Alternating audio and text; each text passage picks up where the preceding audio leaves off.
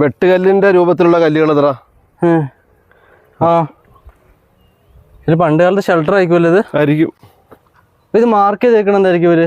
എന്തെങ്കിലും അടയാളങ്ങളോ അല്ലെങ്കിൽ ഏതെങ്കിലും അറ്റാക്ക്, ആനിമൽ അറ്റാക്കിനെതിരെയോ? രാജവംശത്തിന്റെ അന്നത്തെ കലാവാസനകൾ പ്രകടിപ്പിച്ചതൊക്കെ ആയിരിക്കാം. ഇതിനൊക്കെ എന്തെങ്കിലും ഉണ്ടാവും. അതിലൊരു ഐതിഹ്യം ഉണ്ടാവാം, അതിനൊരു കഥ ഉണ്ടാവാം, അതിനൊരു അർത്ഥ തലങ്ങൾ ഉണ്ടാവാം. എന്തായാലും ഇങ്ങനെ നിൽക്കൂല. ഇല്ല, എനിക്ക് പറഞ്ഞെന്താ അറിയോ, അവിടെ കിങ് നിൽക്കും, ഇവിടെ ആൾക്കാര് നടക്കുക എന്തെങ്കിലും ഒരു സംഭവം. അതെ, നമ്മൾ ഹൈദരാബാദ് പോയപ്പോൾ കണ്ടില്ലേ?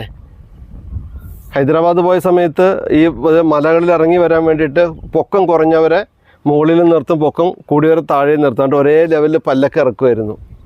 അതുപോലെ പണ്ടത്തെ AC ഇതുപോലെ നാച്ചുറലായിട്ടുള്ള കുളം, അതിലേക്ക് വെള്ളം നിറച്ചിടും, കാറ്റ് വന്ന് വെള്ളത്തിൽ തട്ടും, എന്നിട്ട് കൊട്ടാരത്തിലേക്ക് തണുത്ത കാറ്റ് വീശുമായിരുന്നു. എനിക്കതായിട്ടോ തന്നെ കിങ് അതിൻ്റെ മേളിൽ. അതെ, സൈഡിലെ ആൾക്കാർ ഇവിടെ എന്തെങ്കിലും സംഭവം നടക്കും. അതെ, ഒരു മിനി തിയേറ്റർ പോലെയൊക്കെ.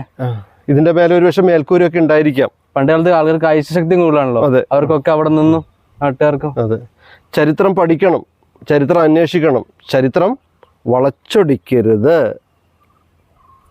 സംതിങ്.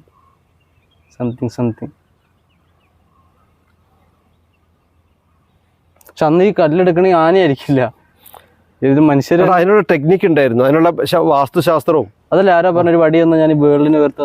അതെ, ആർക്കിമിഡീസ് അല്ലേ പറഞ്ഞത്? ഒരു വടിയും ഭൂമിക്ക് പുറത്ത് നിൽക്കാനൊരു ഇടവും തന്ന ഞാൻ ഭൂമിയെ ആ വടി കൊണ്ട് ഉയർത്താന്ന് പറഞ്ഞു. അപ്പം അത് കണക്കാണ്, ശാസ്ത്രമാണ്, സയൻസാണ്. നമ്മളിപ്പോഴും ഇതൊന്നും അറിയാതെ and Chekhov was a famous poet, his style was simple and lucid, he wrote under the pen name Chekhov എന്ന് പറഞ്ഞ് കാണാപ്പാടം പഠിച്ച് ഇങ്ങനെ പോകുന്നു.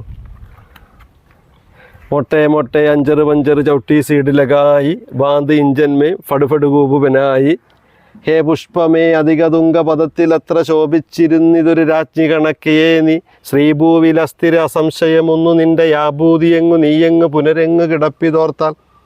കാണാപ്പാടം പഠിച്ച് നല്ല റിസൾട്ട് ഉണ്ടാക്കിയ തലമുറയാണ് ഞങ്ങളുടേതൊക്കെ.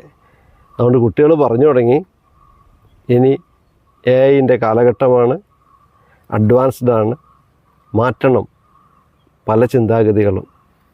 Be happy.